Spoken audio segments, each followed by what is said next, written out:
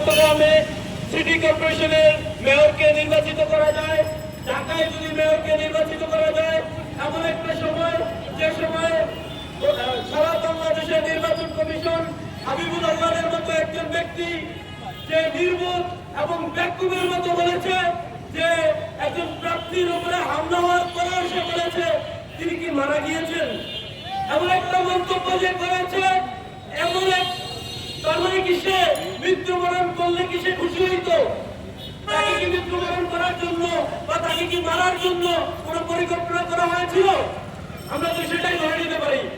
তাহলে এত চক্রান্তের পরেও যাদের পুলিশ এজেন্টদেরকে সকাল 9টা-10টার মধ্যে বের করে দেওয়া হয়েছিল প্রত্যেকটা নির্বাচনী ক্যাম্প থেকে, এবং যাদের প্রত্যেকটা নেতা কর্মীদেরকে মারা হয়েছিল, এবং যাদের প্রার্থীদেরকে যাদের সাধারণকে ভোট কেন্দ্রে ঢুকতে দেওয়া হয় নাই, এমন মুহূর্তে এমন হামলার প্রতিবাদ আমরা প্রতিবাদ করতে পারি নাই, কারণ আমাদের নির্দেশ ছিল যে হামলার প্রতিবাদ আমরা মিছিল মিটিং করি নাই।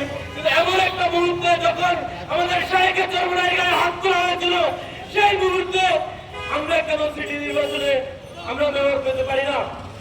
আমরা কেন মেয়র পাবো না?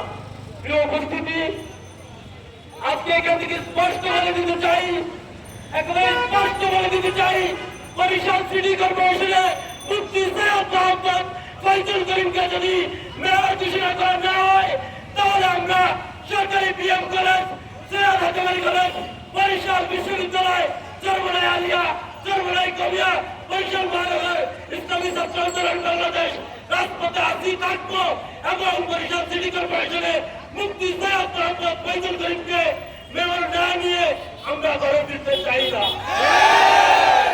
আমরা কি মেয়র নিয়ে ফিরবো, নাকি আমরা নিজেই ফিরে যাবো? আমরা কি মেয়র চাই? তাহলে স্পষ্ট কথা, আমাদের মেয়র লাগবে, এটা যৌক্তিক দাবি।